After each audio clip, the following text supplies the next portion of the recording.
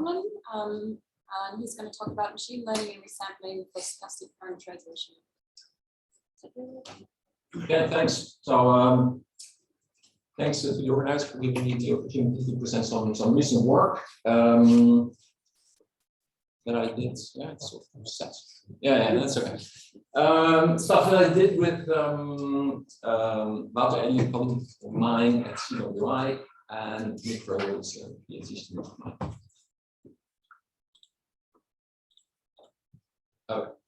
Yeah, so this is talk about characterization, and as you already saw very briefly, that is this one slide introduction that's probably not even needed for this audience about what characterization is and what it's relevant for. I think pretty much everyone here is aware that we're not able to resolve all the spatial skills that we'd like to in numerical models of atmosphere and ocean. So the climate system, so we need to do something about that, represent whatever skills we're leaving out, and that is the problem of parentization. So let me leave it at that. To motivate this, so the challenge of the need to parameterize has been acknowledged for, I guess, since the first days of numerical weather prediction. So there's a lot of ideas out there, methods that have been pursued, and I want to sort of highlight here two relatively recent strands of research on this topic. The first being stochastic methods for parentization. Right? So this is something that especially Tim Palmer has been pushing for, and very vocal proponent of this idea for well, a little over 20 years now. And there's many papers out there. I'm just mentioning or showing even this paper about it that Judith Berner led. And there's some people here are also authors on this. So it gives an overview of lots of ideas and approaches that we proposed until 5 years ago now. Okay, so that's one strand, right? So stochastic methods. Now the other strand that I want to mention here is that of data-driven methods, right? So use data, because building on, say, physical insights and physical intuition to build parentization. So that's one. I guess that's maybe the more conventional approach that we pursue to arrive at parentizations. Of course, if you say, okay, that's not getting me as far as I'd like to, you can also try to just exploit data that is out there.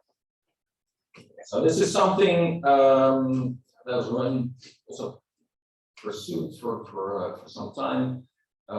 This is Dan Wills and that paper where he fitted first order other regressive processes and applied that in the Resampling 6 model. And then I was also involved in this one paper from quite some time ago, fitting marker things. So that's really sort of fitting stochastic processes. Okay, and of course, along this data-driven strand, as you understand, since what is it, about 4 years of, I'd say, machine learning, of course, became a very much explored, became a hot topic to see if it can solve the problem of parentization. Right, so there's again many papers out there by now. I'm just mentioning two here. One by Stefan Rasp, that's and others. That's what you see the title from, and so that's in that paper. Parentized convection in the atmosphere, and there's of course in oceanography, the Stochastic students of Flores and now with student Bolton a couple of years ago also came up with ideas how to do it. And of course, there's much more, and there are many ideas out there. And if you go beyond atmosphere ocean modeling, I mean, more in the say, computational fluid dynamics domains, more geared towards engineering applications. There's also, I mean, there are people from about turbulence closures. And there's a lot of papers where people are pursuing ideas to use deep learning to do that. Okay. Now, one thing is that by far most of these methods are essentially deterministic. In the sense that once you've learned, say, the neural network, because that's what it's typically done, once you've trained the neural network, that's it. And if you then feed, say, your large-scale states into your parameterization to get the subgrid scale response, right? If you feed it the same large-scale state twice, you get back the same response twice. Right? So in that sense, it's deterministic. And what I want to discuss today is some ideas to see how we can use learning to build stochastic parameterization, because that is something that has not been explored much at all, both in the ocean modeling domain, but also in the CFD domain. Right, so can we use machine learning to somehow build stochastic parameterizations from there? So it would be using a new set of tools compared to what this older work is about.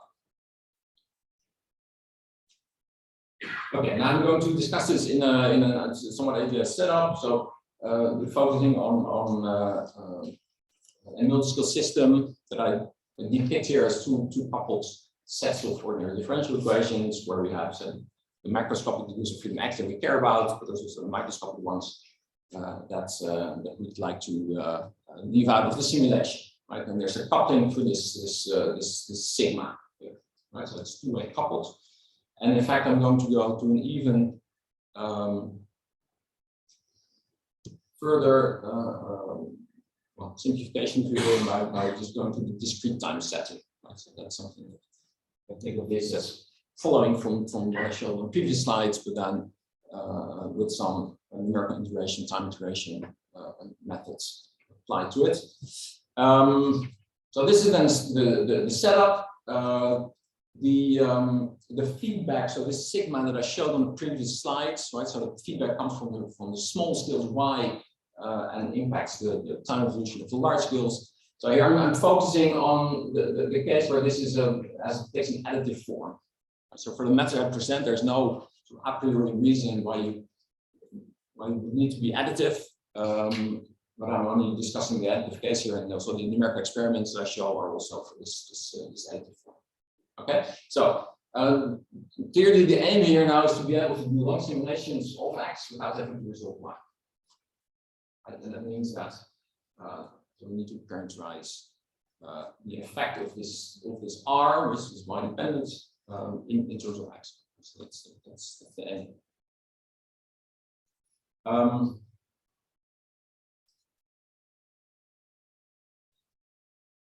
Now the idea that there's some older papers that I've been pursuing with collaborators is to do it in this way. So okay, I have a conditional distribution. If I take the current and past time steps of both, so the back one slide, of both X and R. Okay. So I take the current, so essentially the histories of both R and X. As a condition, and I look at what R at the next time step is going to be. Right, so there's a typical of that is coming from a probability distribution, and the idea is to right, that we've pursued is to update this R by sampling, random sampling from this conditional distribution. I think I should mention it is really a random sampling. That's the idea to sample from this distribution, and not go for the average. That is, of course, something to think about. Okay, let's take given these values of these conditions. What is the expectation? Right, there would also be a way of doing it, but then you miss out on the intrinsic variability that this R has when you go to the next time.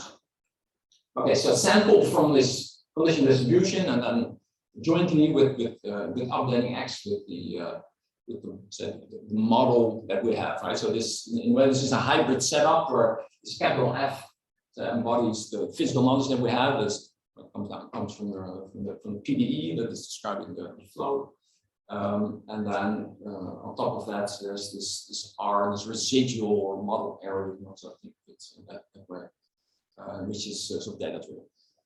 Okay.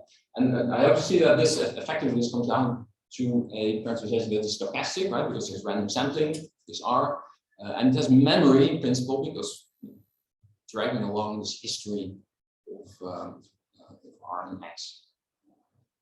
That's sampling from this distribution. And of course, that's not rigorously based on, but of course, I mean, it's somewhat motivated by the ideas that also come out of more Resampling theory that was discussed in detail, of course, by Mikael earlier this morning. Okay, now of course this distribution in principle we don't know it. It's not known in general, except for very simple cases. We cannot derive what it should look like.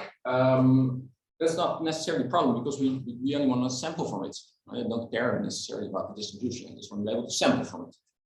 And that's we can do by resampling.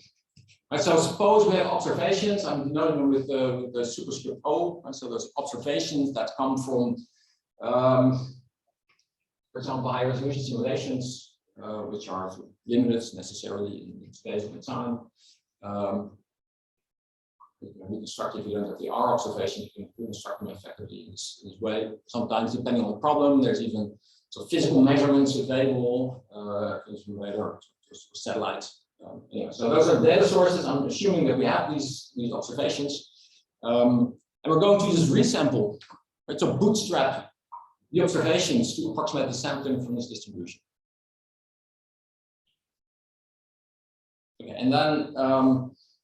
But you can cast it in this way.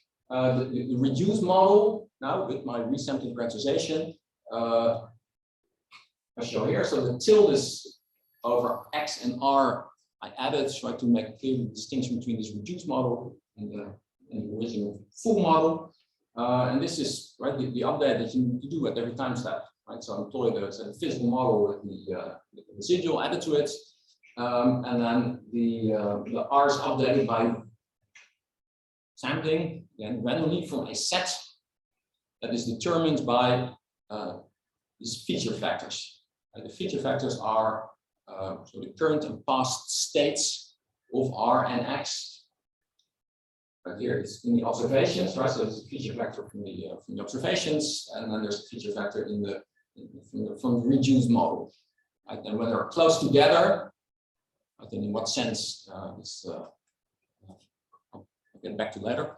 When they're close together, close enough together, right? I have a next value for R in my observations. So give me a set of values that I can sample from, and that is the way this is updated. And then this way of sampling is quite similar in spirit to what is known as the Markovian bootstrap. Bootstrap in statistics and in a hydrology setting, there's the idea of k nearest neighbor resampling was proposed even longer ago. But of course, there in these papers, it's all about right, the only thing that happens is bootstrapping. There's no coupling to the model like we're doing. Okay.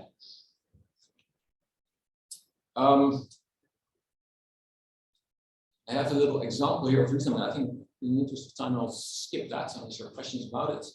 And just go to the other. So how do you do this reasoning, right? So how do you determine whether the feature factor in the observation space and the feature factor from the reduced model are close together?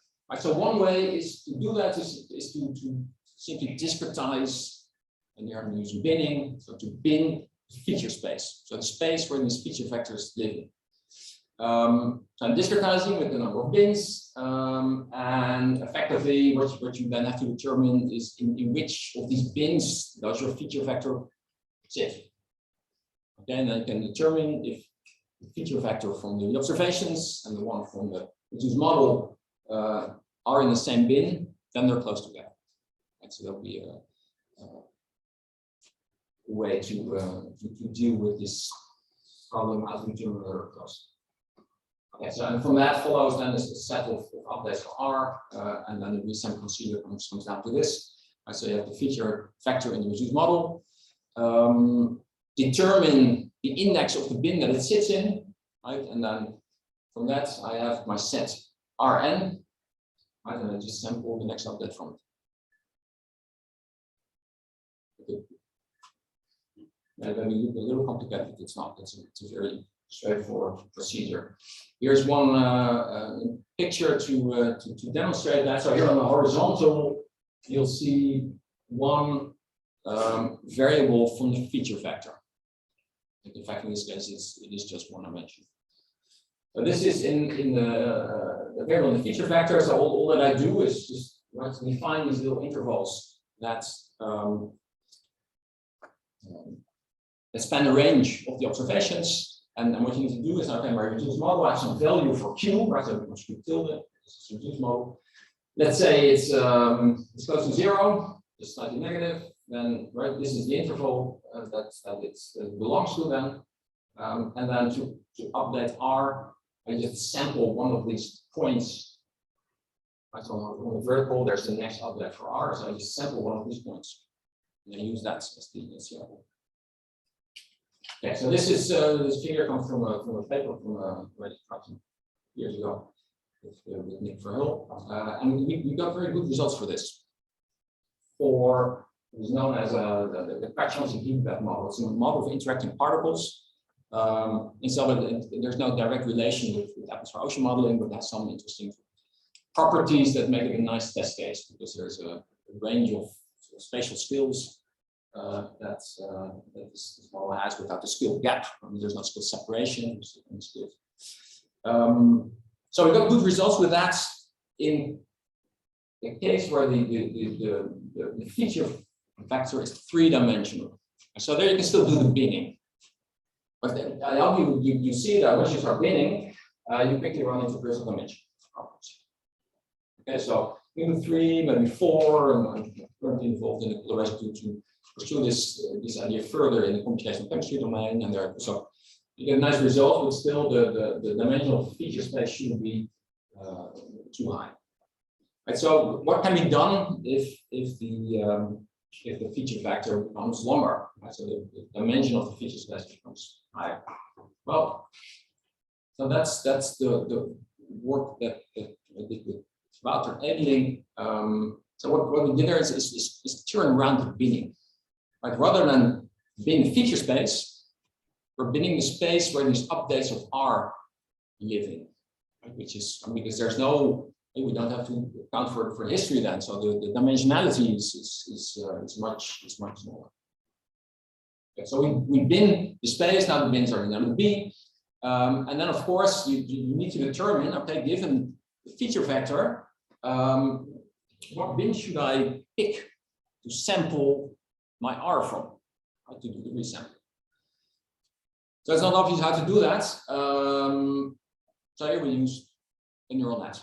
So we train a neural net, right, to approximate this probability distribution. So given the feature vector in the observation space, in what bin does the next R value sit?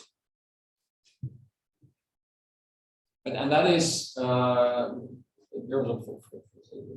machine learning. It's a classification model. It's a probabilistic classification problem. You can do that. It's for the quantized subnext network. And what's nice that classification problems, I mean, those are one of the easier problems for machine learning algorithms. I mean, it's the most classical classification, almost a classical problem in that context. It's a probabilistic classification. So it's not a very challenging problem for machine learning to crack. Okay, let me move on because I want to show some numerical results and maybe just summarize here what's happening. Right, so the sequence of steps. Okay, so given the feature vector in the reduced model space, or from the reduced model, sorry. So I need to update my R tilde.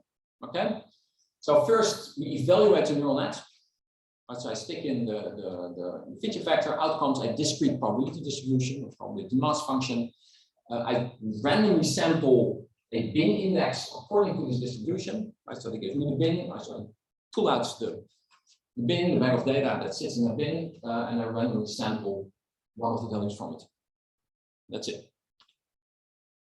right? And well, this little remark at the bottom, I know is obvious. Right? So there's no direct neural net prediction, but it goes through this classification and bidding setup. I have some slides about the neural nets, and I'm going to skip them in the interest of time, because it's maybe not the most relevant for now, but I'm happy to discuss, of course, in the break or questions. So some test cases, actually one, well, not two test cases. So this is, we tested this on the eponymous 96 model. Very 1990s, of course. I'm not sure it's of course, I mean it's in for this kind of one, it's a good test case to start out. So it's a two-layer model, and we're actually using this with two different parameter settings. There's one that's been used in a whole bunch of papers where you get a unimodel PDF, but also a more challenging test case, as I'll show. Right, and emphasize this in it, so that the parameter that sets the time scale separation between fast and slow isn't really very small, so there's not really a lot of skill separation. Okay, so first let me skip this. So this is what I call the unimodel setting for the parameters. So what you see here so these pluses are from the data of the full model, and in blue we get the reduced model with this QSN, so this resampling parentization. Here, these are the probability distributions. So in the long term, for X, and here for R, of course, this is the one I care most about. So it's a very nice reproduction of the probability distribution. We also get nice results for time correlation, autocorrelation function, cross correlation, and so on. And this here we use the feature vector consisting of two time instances of the X factor, right? So current time at 9 times subsequent. Okay. Out of curiosity, sorry, the X is sampled perfectly, or there is noise there? There's no noise. No. Okay, so this worked nicely, but I've worked with the Lorenzen model with these parameters before, and it's well, okay, it's you know, especially when it comes to this distribution, there's all kinds of methods that reproduce that pretty nicely. So it's not the most it's not the hardest test case you can think of. So we went to this other parameter setting, and there it gets harder. So this is the distribution that you get now is this, well, bimodal, almost trimodal shape. And here, so the feature vector is more extended, so it's the current all the way down to 9 time steps to go, so including all the steps in between, all the time steps in between.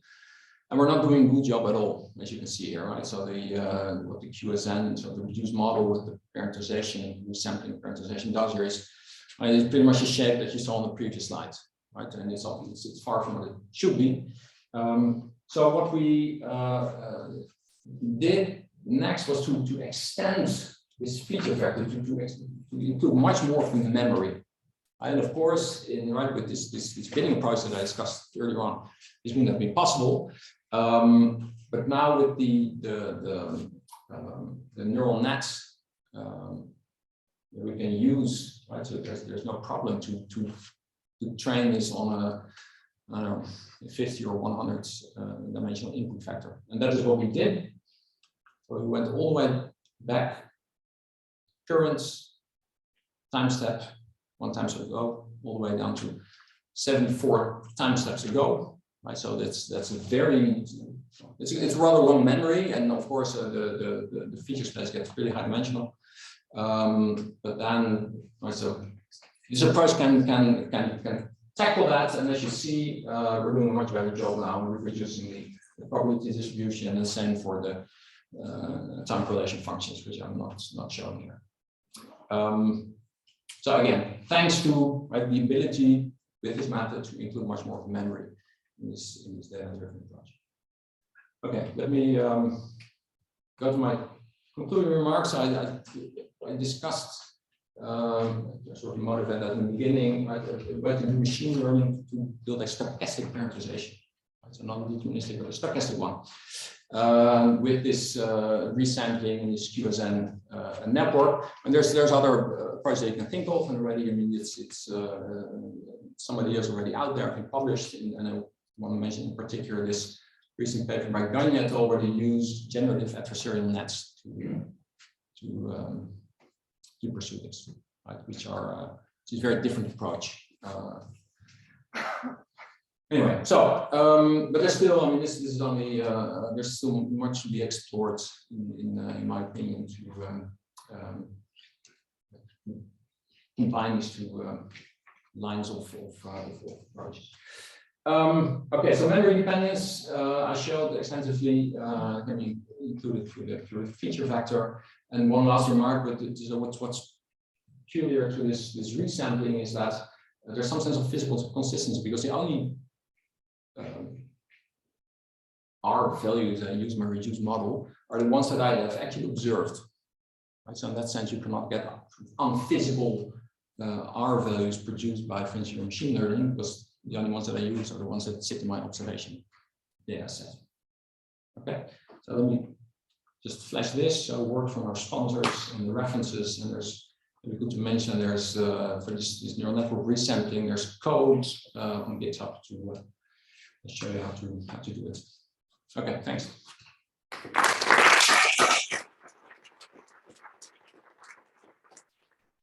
Maybe we have time for one quick question. Okay, one quick question. You've shown like very nice results on the hard regime for the Lorentz 96. The question that arises, like, naturally, is like, you know, the depth of the memory. Mm-hmm. Is there a way through this approach that you could tell about like how long we need to go? So that is that's an important point, obviously, because so far we just pick the value and just run the procedure. So ideally, I mean, you learn this from the data as well, and so in this particular project, we didn't really pursue that, but there's some other work by Nick, my student, where he uses the information from the partial autocorrelation function to determine what the memory depth you need in principle. So I think this can be sort of developed further, but that gives something of a handle on this. But it's still, I mean, this is something that needs to be. But you cannot have like an automate, I mean, a machine learn way to learn. To determine that. Yeah. Perhaps you can, but it's something I haven't done yet so far. But I mean, it's an important point, because you can, per se, I'm just going to throw everything in there that I can think of, but then you want to be also efficient with your data. Right? So it's better to get a good handle on that. Okay. Yeah, brief comment on this one. Thanks a lot. I really appreciated the fact that memory enters. I just wanted to, confirm, like, we did an analysis on the same model with a former student of mine using the framework developed together with Jeroen, and indeed, if you add memory, things improve. Another, and you get that much better batches of the PDF, so somehow, and in that way, you can see more or less how much memory you need. That's the other thing. The other element is, have you looked at the correlations rather than only the PDFs? Because we tested that could be a stronger test of the temporal correlations. Temporal correlations. Yes, yeah, those are in you can find those in the papers. Because it's true.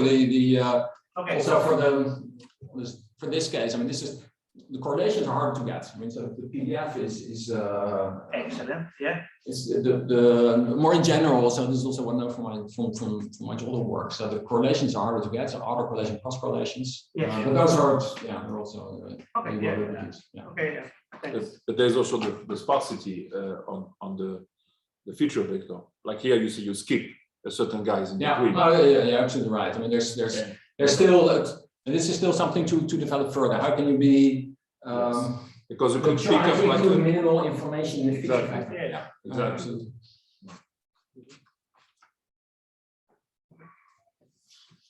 Okay, let's try thinking down.